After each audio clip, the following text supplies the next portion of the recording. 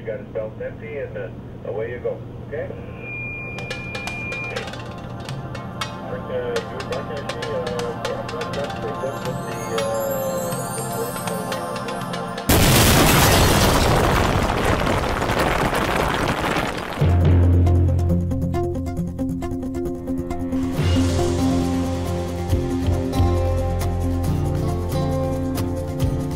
From ground level to depths of 4,300 feet underground, and over 7,500 employees in over 50 years of production.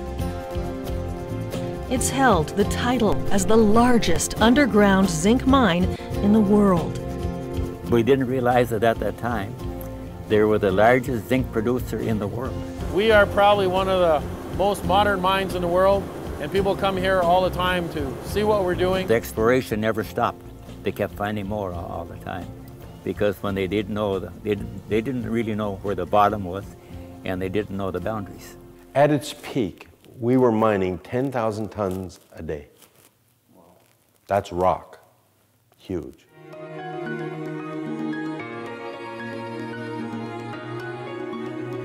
Xstrata's Brunswick Mine is situated 30 kilometers southwest of the city of Bathurst, New Brunswick, Canada, on the Bay of Chaleur.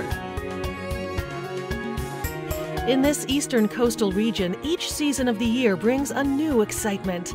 The culture in the area is diverse, with a native, English, and French-speaking population living together. It's no wonder the early mining prospectors of the 19th century had a great interest in this area. Soon, this small region of Chaleur will face the closure of its main economic lifeline for the last half-century. Bathurst and the surrounding area is no stranger to adversity. Not long ago, the town's century-old pulp and paper mill closed its doors for good, throwing a shockwave throughout the community. Through good times and tribulations, the Chaleur region has always stayed the course and survived. Now, with the closure looming of its largest employer, the surrounding communities are faced with their toughest economic challenge.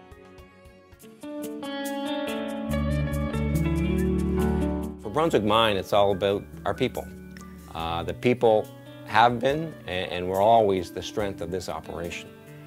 Through the years, when we started here in 1964 with the first ore production, we had very few miners in the area.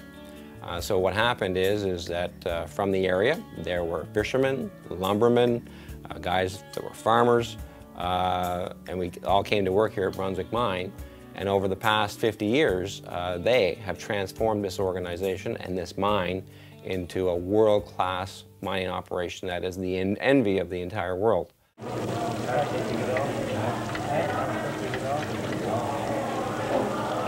What about the opportunities for an unskilled man, a man out of a fishing boat up on the shore? The opportunities are quite good. They've taken quite a few people in here, and they're training them.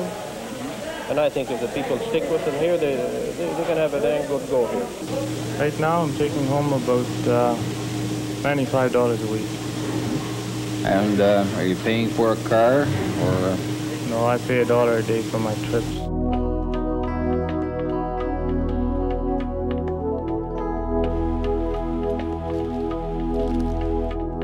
The Brunswick Mine team has been comprised of many skilled individuals who have worked below and above ground, all who've been equally important to the success of the mine.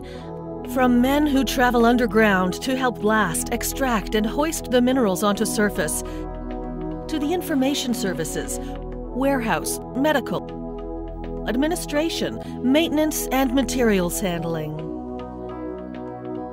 These thousands of employees have worked for over 50 years as a finely tuned team to ensure the success of one of the world's largest lead-zinc mines. A lot of people have used Brunswick Mines as a training ground, and they've moved on. And there's people from Brunswick Mines now working in mines all over the world. So each one of the employees here at Brunswick today have a link or a connection to somebody working in some other mine in the world. Not only has Brunswick Mine been one of the largest ore body mines in the world, It also has a record of being one of the safest.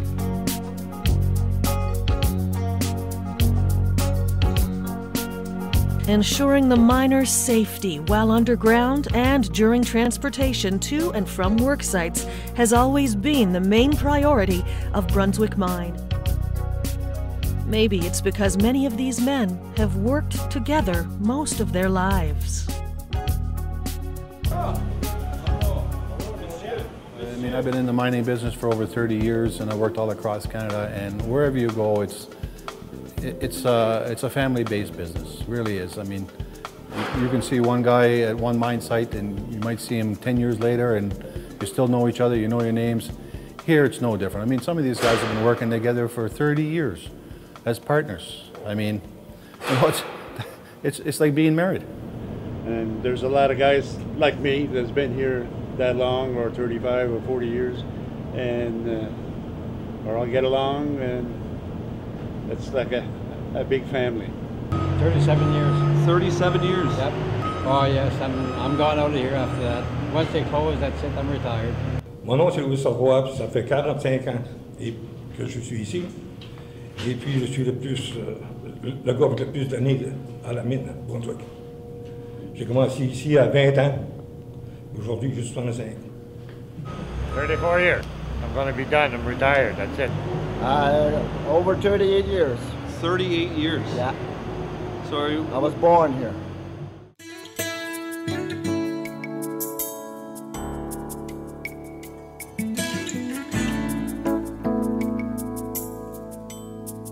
Although Brunswick's lifespan is exhausted, well over a century of history, prospecting and mining has shaped relationships between thousands of people in this small region.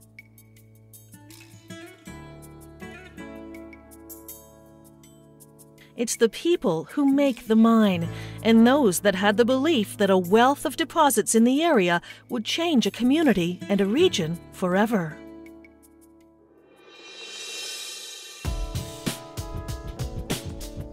The first recorded exploration in the Gloucester area occurred in 1837 when William Stevens, an immigrant from Devon, England, prospected for copper near the mouth of the Nipisiguit River. Over the course of the next century, geologists, prospectors, speculators, and investors kept returning to Gloucester County, believing, as did the eminent geologists Abraham Gesner and Loring W. Bailey, that there was mineral wealth to be found in the region. In 1902, the pioneering Bathurst prospector William Hussey discovered outcrops of iron formation at Austin Brook, 1/2 mile south of what eventually would become known as Brunswick No. 6 Mine. Hussey is generally credited with identifying the first significant iron formations in Gloucester County, but fragments of the heavy black rock were likely first noticed by the local First Nations people, Micmacs from Pabineau First Nations, whose presence in the region predates European settlement by thousands of years. The ore body itself was outlined in 1952 by a group headed by Matthew J. Boylan, a Toronto industrialist, who always believed that New Brunswick held important mineral wealth. Boylan's persistence and the work of Paddy Meehan, along with the thesis of a young engineer student, Ben Baldwin, resulted in the discovery of base metal deposits that the northern miner described as ranking among the largest in Canadian mining history.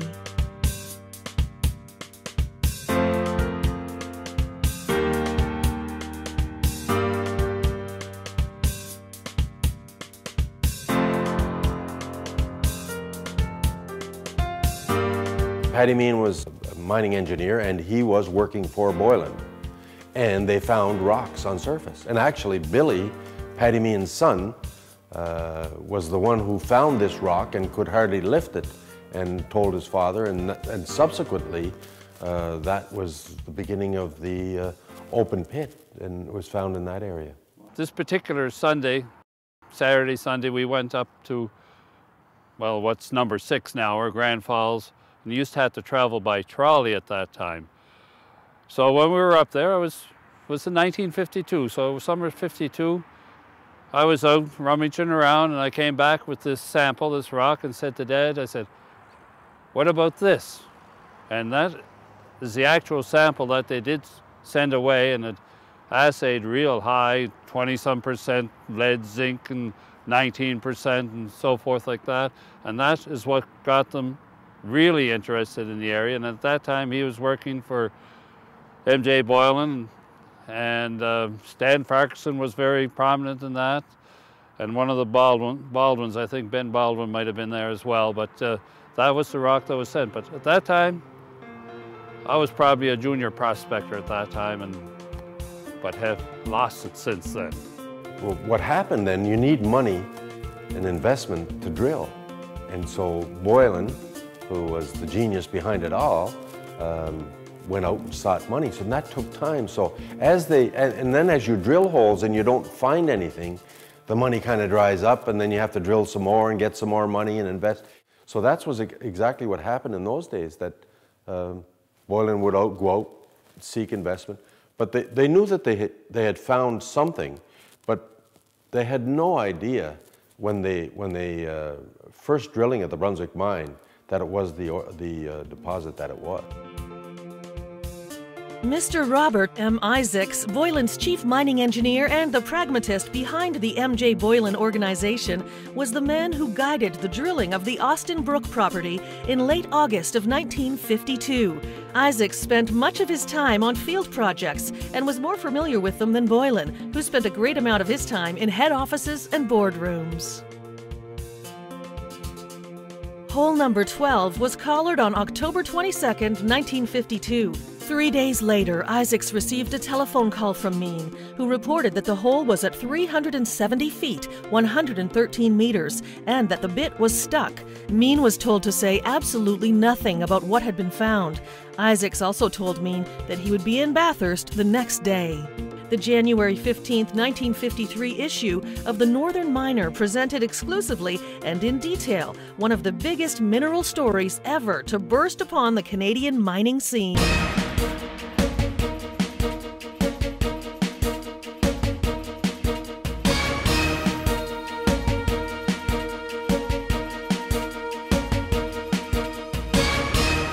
In 1953, the number 12 ore body was discovered, and mine planning began in earnest. In the following years, Isaacs worked tirelessly to develop a mine, mill, and smelter complex in the Bathurst area. In 1955, he and Boylan founded Mine de Con, which completed mine engineering and construction at Bathurst on time and under budget. Concentrates were shipped to Europe for processing, but in 1961, Isaacs incorporated a company to finance and build a smelter and acid and fertilizer plants.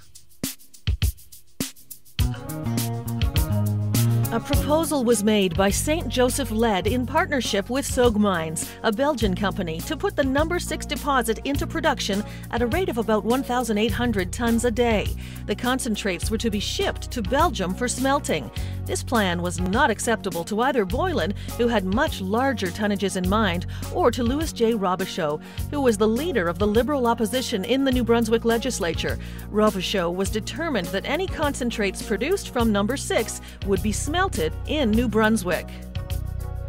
Having spent $9 million trying to find a way to perfect the fine ore, St. Joseph's threw in the towel and laid off 175 workers. The company had little interest in developing the mine and less interest in a smelter. Rather, it intended to use the ore as a reserve while it concentrated on its international operations. St. Joseph let so many mines down in Missouri, they didn't want this ore to hit the market because they drive the prices down. So they closed the mine down and keep it in reserve. That was December the 7th, 1957. 2 years later, the Brunswick ore was still a reserve, and Robichaud made its development one of his key platform issues in the 1960 election campaign. "When I become premier," he said, "I will see that a smelter is built and the mines will go into production."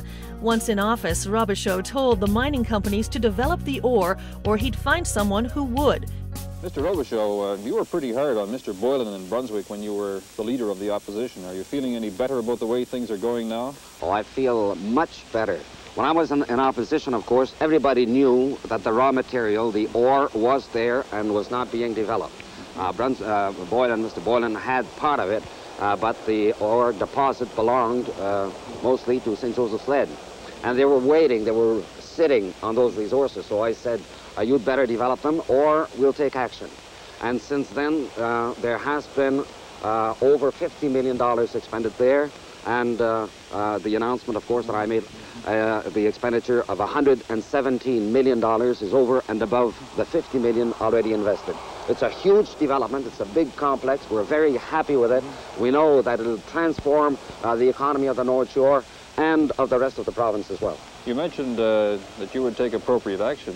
Do you mean expropriation? Oh, it could have meant expropriation, I don't know, but I told them, you take action or else we will. I had not decided the form of action that would have been adopted. Well, I gather then that Mr. Boylan getting control away from St. Joseph's Lead after you came into power meant that you wouldn't have to take that action. Well, that's right. It returned these properties to Canadian hands. And Mr. Boylan and Mr. Irving, Mr. Erskine Carter, Mr. Harper Kent, all these people are deeply interested in the development.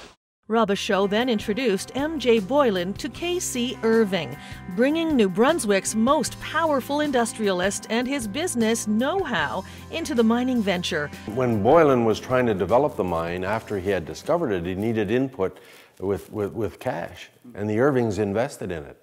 And then when they really put a lot of money into it, in shares, in the Brunswick Mining and Smelting, they then got the construction of the smelter.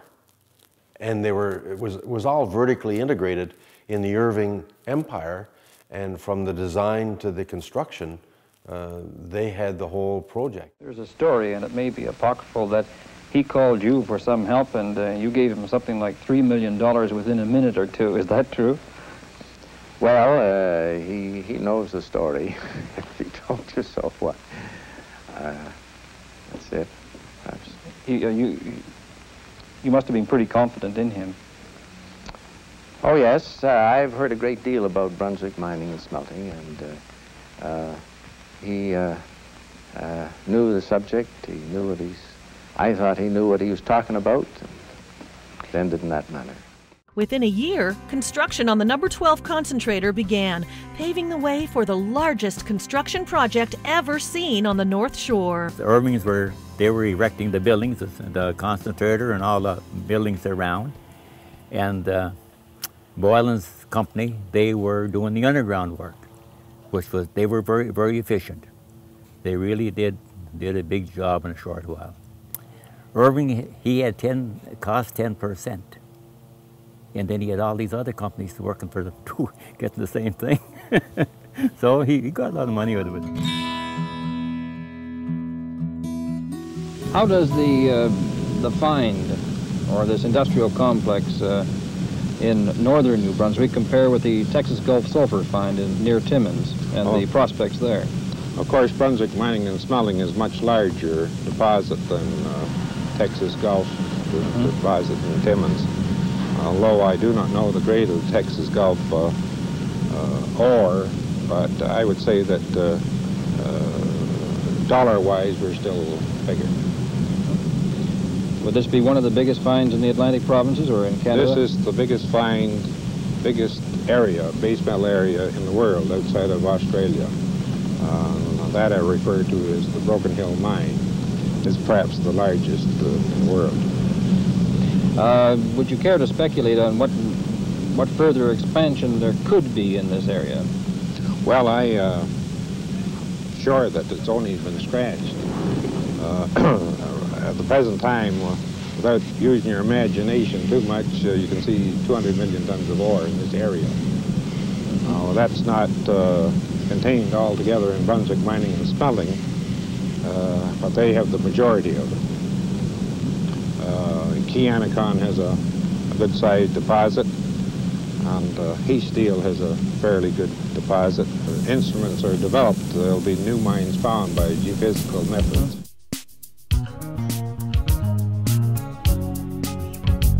By July 1964, Brunswick Mines was producing ore for market. Less than 1 year later, on June 12, 1965, the facility officially opened with the Premier, Boylan, and Irving, along with their wives and the Lieutenant Governor of New Brunswick, smiling for the cameras as they cut the ribbon that would mark the beginning of one of Canada's most successful mining enterprises.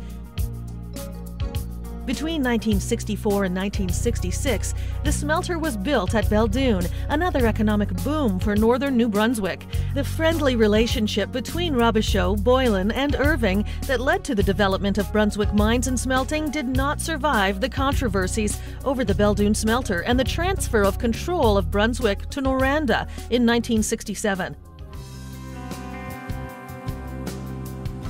Nevertheless, their courageous plan to develop northern New Brunswick's mining industry stood the test of time, providing employment and opportunity to 3 generations of workers in the Bathurst region and injecting hundreds of millions of dollars into the provincial economy.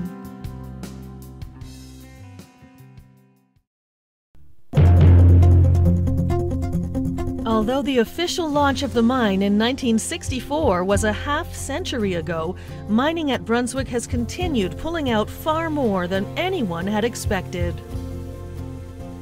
The general process of extracting and processing the ore at Brunswick has essentially stayed the same over the past 50 years. New technologies implemented over the years have made the process safer and more convenient for different jobs. Yet, the modern-day operations at Brunswick Mine can be very much associated with the process when it first started. The mine is essentially a large multi-level series of tunnels, all connected with a number of roadways and ramps that are used to access and transport the ore. The mining process is carefully planned. The geotechnical information is thoroughly studied by geologists, engineers, and production people. Together, these professionals decide the best way to retrieve the ore. I'm supervise the team of geologists that are looking after collecting data, which is used to produce our 3D model here, which you can kind of see on the screen. So we do underground mapping of the geology and diamond drilling, which you can see on the screen, the diamond drill holes here. Create a 3D model, and that's more or less what the engineering team will use to design a stope, and then that information is passed on to our drill blast crew and our production crew, where they'll go down and actually mine this ore.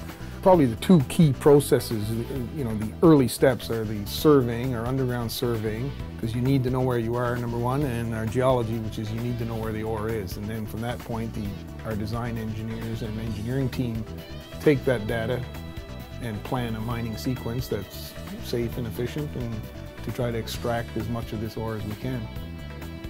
Our drill blast technicians, they're over in the mine drives where they operate, and they would take this design from the engineers. The engineer would give them their conceptual design of where they would like to mine the ore, and the drill blast team would design the drilling and the blasting of that stope so we can extract the ore efficiently, I guess. So from the equipment we have to the seismic equipment that we have, I keep saying that we have a more sophisticated seismic equipment here than they have in San Francisco, because we're able to depict areas that we're going to have movement, and we stop people from going in areas if we think that their exposure has gone up. This is the seismic system at Brunswick Mine. We've been doing seismic monitoring since 1986. We're a seismically active mine. It's for the safety of the workers underground, and what we do is we locate those events within minutes. Those events get plotted on the network. Alarms get sent that actually alarm the ground control people and security, and those events are located, and operations are alerted to seismic activity in the mine. Some of it is a direct result of blasting. So when we blast in a stressed area, that stress and pressure on the rock gets redistributed through the surrounding rock. So what we do is we post our events live on the internet. So these events are posted to any place in the network at the mine site. The shift bosses underground have access to this, and they can see where the activity is happening in the mine live.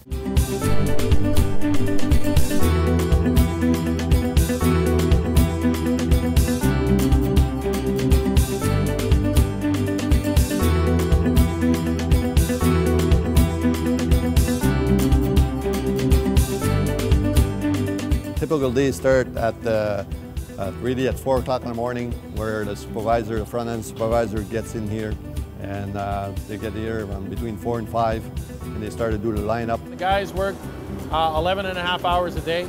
They come in at 7 o'clock in the morning, and the first thing that they do is that they go get prepared and change to have all their safety equipment on and their personal protective equipment, and then they meet their the shifter or frontline supervisor, depending on what you want to call him, at the wicket. And from there they get their marching orders for the day and where they're going to produce and which areas they're going to work at, and the guys have to tag in.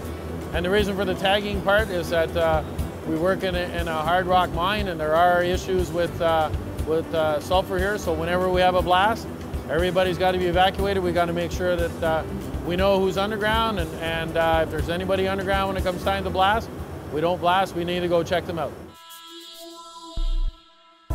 Once the outline of the ore body is delineated, the extraction process begins. This process is called sub-level blast hole open stoping. Crosscuts are driven into the ore body at 30-meter intervals to provide access for blast hole drilling. Once the stopes are drilled off, they're blasted, the ore is extracted, and the void is backfilled to provide stability for future mining operations.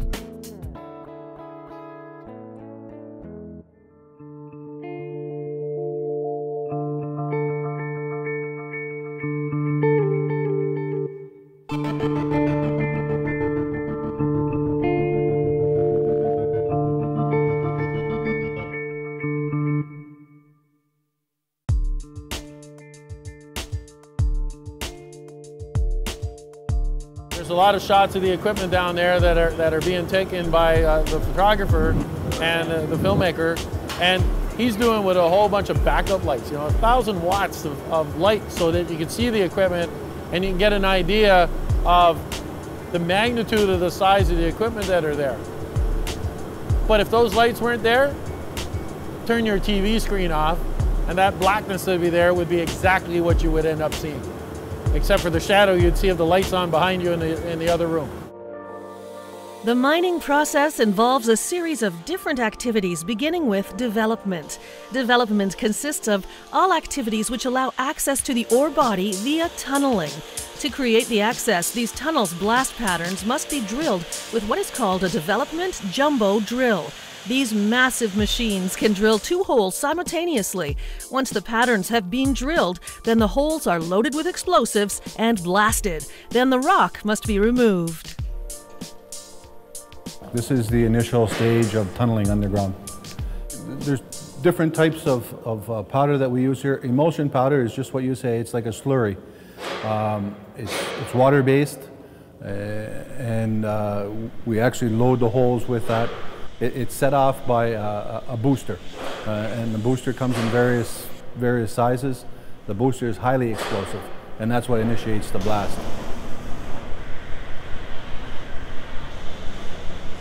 The other explosives that we have here, which is ANFO, ammonium nitrate and fuel oil.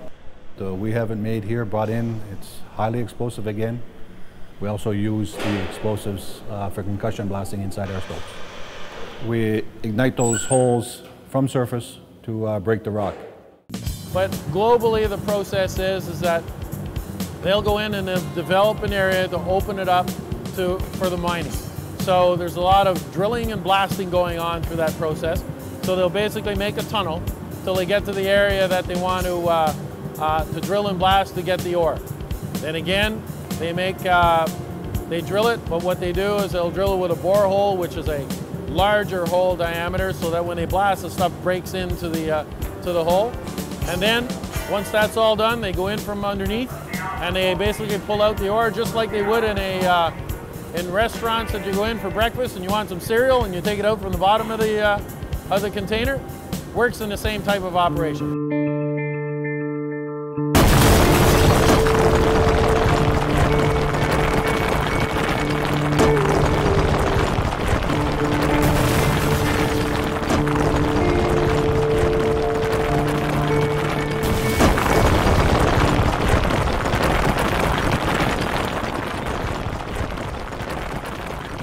When the blast is fired and gas has been purged, all the men proceed to come underground, and at that point, the first thing we do is to check the blast area for any damage or whatsoever. Once we blast, once we do all the drilling and we do our production blasting, now we have a big open hole that is filled with loose muck. So at that point, we put in, as long as the brow is full and we don't have any ground conditions, we'll muck manually. As soon as we open that brow so that there's visible hole behind it, we have to go under a remote.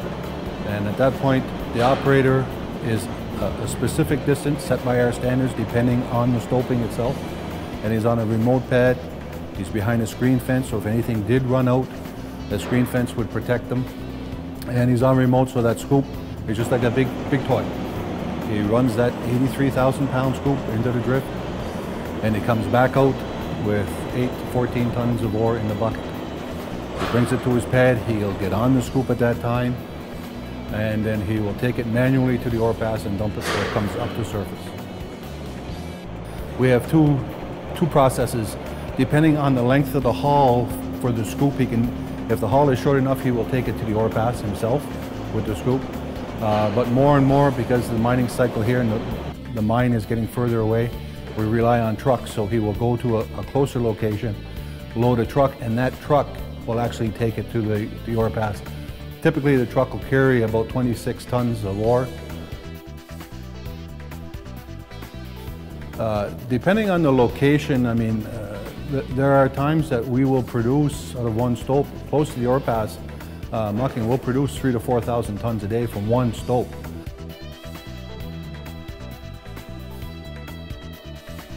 So usually 26 to 30 tons of ore will be carried on the truck, and he will dump that in the ore pass where it comes up to surface and goes to the mill. They take it from there, they put it into ore passes that basically are just holes in the rock that take it down to the crushers.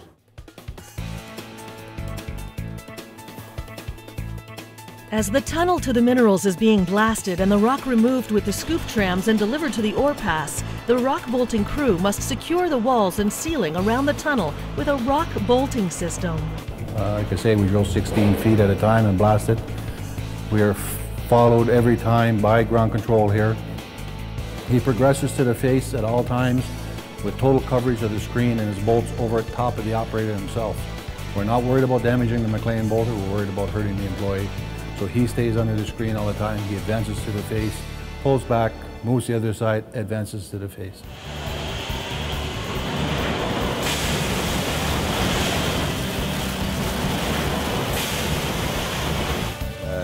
Our responsibility, main responsibility, is to crush and hoist the ore. And we also have the responsibility to bring to and from underground all the material. This crusher is normally operated by one individual. It's pretty well fully automatic.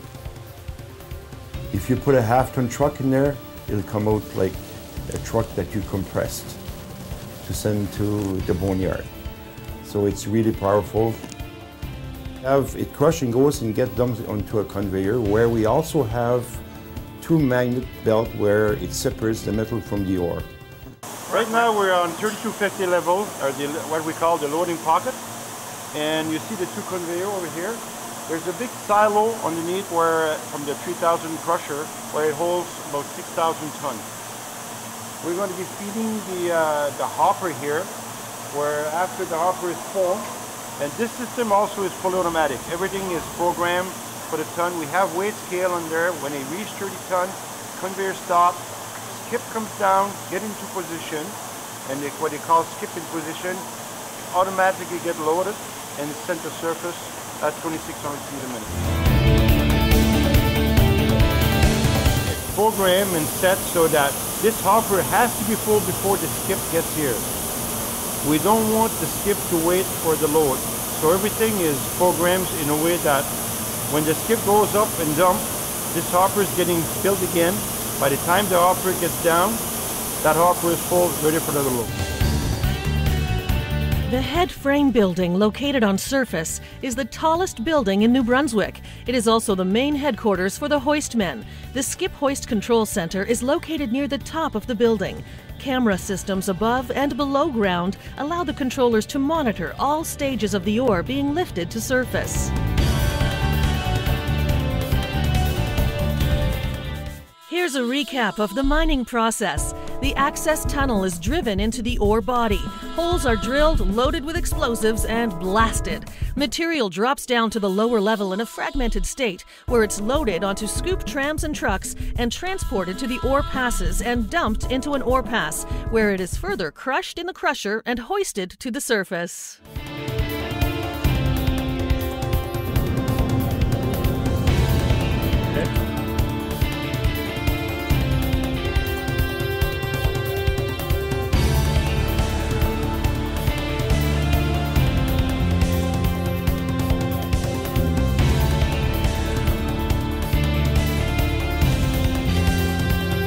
Ore from underground enters the SAG mill, where it's further crushed with water to create slurry. The grinding circuits take the ore feed from underground and reduce the size in order for us to separate the minerals efficiently. So they won't separate until we get it ground down to almost like baby powder. Very, very fine talc type grinds. Then we're able to separate it out in slurry form. It's crushed into a fine powder. Then it goes into other parts of the grinding circuit of the mill. That's much less than it used to be a number of years ago, but to grind it in even more. Then over behind me here on my left, there's a bunch of cyclones there that we basically go get the really fine particles and send it into flotation.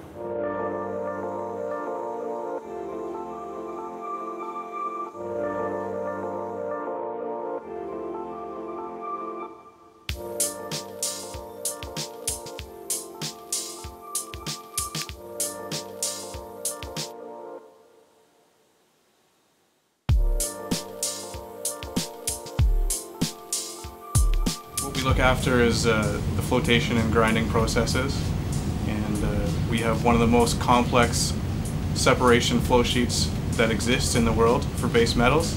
We make 4 different products in the circuit, 4 different products that go to smelters: copper concentrate, zinc concentrate, a lead concentrate, and a concentrate that contains both lead and zinc in it. We manipulate the slurry that comes from the grinding circuit so that we can separate the minerals out in the order that we want to, so that we can produce a saleable product. As it's called, a flotation method of putting all the concentrates in suspension, and then we mix reagents that in there and air. And there's the only 2 things. We keep it agitated all the time. We put air in, and the air bubbles float to the top. And when the air bubbles float to the top, they basically capture on top of the air bubbles the concentrate that we're looking for. And then it's scraped off of the top and goes into the back of the mill, where we dry it, we take the water out, and then we ship it over to the various companies that need our ore. Dewatering is the last process in a concentrator. The goal of the dewatering is to remove water as much as possible from the concentrate carried from the flotation. Dewatering starts with a thickener, where the slurry is decanted on the bottom and reaching the high density slurry. After that, slurry is pumped into the filter booths here, where vacuum filtration processed to remove more solids from the water, and we obtain the filter cakes. That filter cake is then conveyed into the dryer, where drying kilns are operating under high temperature of 1,500 degrees Fahrenheit. We use bunker C or processed oil to generate that high temperature. Our final concentrate reached 6 to 8% moisture that meets the requirements of our transportation and clients. Later on, final concentrate is discharged in the loadout shed, where trains are coming to pick up the final product and they are shipping it to our clients. Here's a recap of ore processing. Ore from underground enters the SAG mill, where it's further crushed with water to create slurry. Slurry is pumped to the flotation cells, where conditioners are added to separate the minerals from the waste materials and each other. The concentrates are thickened and dried, and the ore powder is stored and transported for smelting. There is also much that goes on underground that helps keep the miners safe and happy, and the equipment and machinery running properly. Just as your vehicle needs an occasional visit to a mechanic, the fleet of underground mining equipment must be serviced on a regular basis in one of the 2 large underground shops. Skilled mechanics perform regular service maintenance on equipment such as scoop trams, drills, and utility vehicles. Once the metals are removed from the ore, that being lead, zinc, and copper, the residual ore, now known as tailings, is pumped up here to the paste plant in the background, where the water is removed and the remaining material is mixed with cement to provide backfill to the underground operation.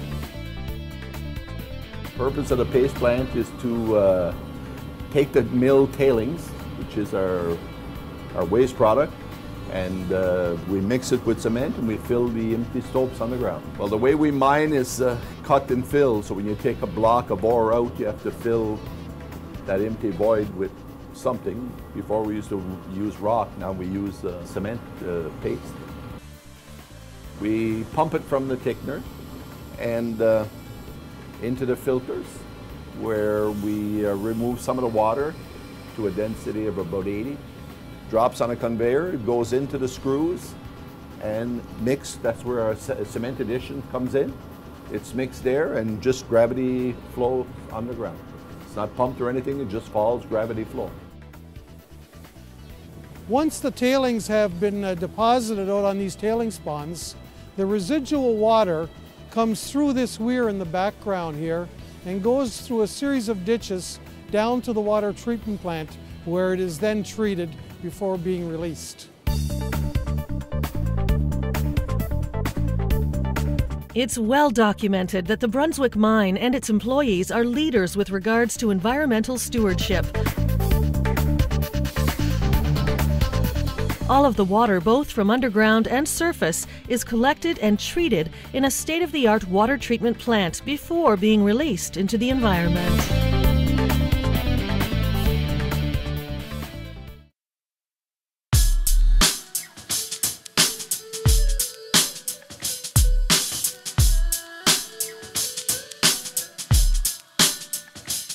The main access to the ore underground is through the shaft. Both the skip that hoists the ore to surface and the cage which carries the miners and supplies underground are in constant use. Therefore, there must be maintenance performed on the shaft and its infrastructure.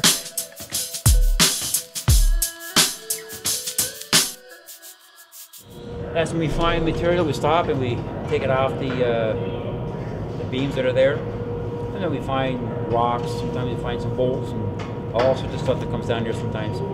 Yeah, basically, if you see that this air line that's feeding the underground, if we have no air going down this line, we cannot work underground. This air line is used for all our ventilation doors and all our air pumps underground for circulating our water and everything else. All that air is supplied down this line that we see here. So basically, if our compressors go down on surface, we can't feed air underground. Underground operation has to shut down. We get up in the black, down the cold town road. The crew that performs the shaft inspection have found a unique way of enjoying their work after the end of their shift. Pull till they all break their back, and they're never seen again down the cold town road. This crew here is Mine Rescue, and we're down here for training. We're going to build a seal today, and they're going to blast probably tonight and tomorrow morning. I'm going to check your seal, see if it's going to be strong enough for the blast. So something we do every once in a while, different type of training. We're waiting for a vehicle to pick up the material right now. So we're going up the old shaft? Yeah, hopefully we'll be able to get it. They're probably working on it right now. That's the original shaft. What they're using this a lot is a lot of servicing for the water system. So all the water underground is being pumped to surface. There's cascading system on the way up and also water coming down. So they're keeping the service, make sure that the water, the pumps, everything works right. So that's one of the big jobs they've got to do around here. Of course, it's an auxiliary cage in case of any emergency or anything like that. We can use that one to bring the men up also. It's not a dry shaft. Like the one we came down this morning, it's a dry shaft. It's all cemented all the way down here. This one here was literally built right in the rock. They were drilling and blasting as they were going down, and it's right in the rock. So we got lots of ore, the water. The upper block, of course, it's near water levels, like on the ground net. So you get a lot of water coming down. So it's a wet shaft. That's what they call a wet shaft. Over the years, The mine has created opportunities for a multitude of people on the North Shore. We've provided opportunities for about 12,000 contractors to work at our site. We've had more than 4,000 full-time employees. 1,400 students have had the opportunity to work here. We've done more than 400 apprenticeships. And today, you know, we have more than 2,000 retirees. So from a private industry perspective, from a mining industry perspective, it's truly a fairly remarkable story.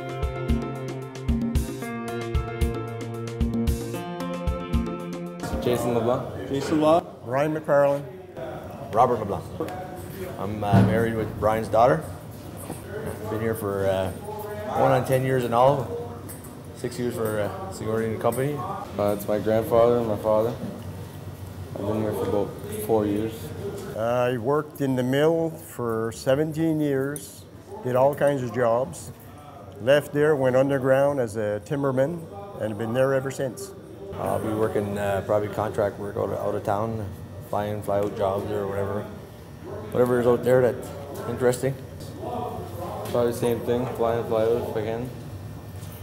If not, hope for the best and see if something comes up around here. I've been here 45 years. My father started the first shaft here, and I think I'm going to stay till the end. The workforce, about how when Brunswick Mines opened up, our culture or our industry here was lumber, fishing, and farming. And a lot of the people who applied at Brunswick were lumbermen, fishermen, and farmers. And they learned their trade here at Brunswick throughout the years. People came into mining and had a full career here for, like myself, 46 years. You know, for me, we're a three-generation family. My father worked here. I've worked here. I've got nephews and nieces that worked here. At one time, we had directly employed from my family 12 people at the same time, which was uncles, sisters, brothers, father, and that type of thing. Brunswick Mine has been the foundation of economic activity in the beautiful Bay of Chaleur region of New Brunswick. Brunswick Mine, an integral part of the economy of Northern New Brunswick, leaves a legacy of commitment to the health and safety of employees, stewardship of the environment, development of new technology, and community partnerships. The first thing is the employees at the Brunswick Mine over the 50-year period have been at the center of the social fabric of this region. So all of the volunteers who worked at the mine in this whole region, the whole Chaleur region, whether it be Boy Scouts or Girl Guides or any of the church groups or any of the youth athletic groups or any of the youth programs, the social fabric of our region was really intertwined with the employees and the people who worked at the Brunswick Mine, because in its heyday there were 1,800 people who worked there and lived in this region. So they were your volunteers. Of course, there's the economic impact where you have all of the salaries and all the disposable income and the taxes and all of those things for the whole region. And then you've got the contributions directly into the region. The people who's working here, lots of opportunity. If you look at north, if you look at west, all the tradespeople, all the equipment operator, all the blaster right now to the open pit, they need that kind of skill. The underground popping in the northern Yukon, Northwest Territory, there's no issue. The only the people are going to have to decide what they're looking for. Did they going to move with their family? Did they going to leave their family behind? Are they going to do fly-in, fly-out? How long they're going to be gone? How long they're going to come in? They have to look at that aspect. That's going to be their challenge, to look at what really they're going to do. I see no issue. I'm just coming from the north, and I don't see no issue for us finding a job. I think it's going to be a perfect timing for us to close. I'd like to say thank you. Thank you to the men and women of the area that have worked here over the years. Thank you for your hard work and your dedication in sustaining Brunswick Mine, making it last as long as it did, and doing it the right way. We've had turned this mine into one of the safest and most productive mines in the world, and that's thanks to you guys. So on behalf of myself and my management team here at Brunswick Mine, I'd like to say thank you for a job well done. This area, the Bathurst mining camp, is probably the best area for prospects for zinc mining in the world. There are junior mining companies exploring today, and when Mother Nature's ready, she'll give you the ore body.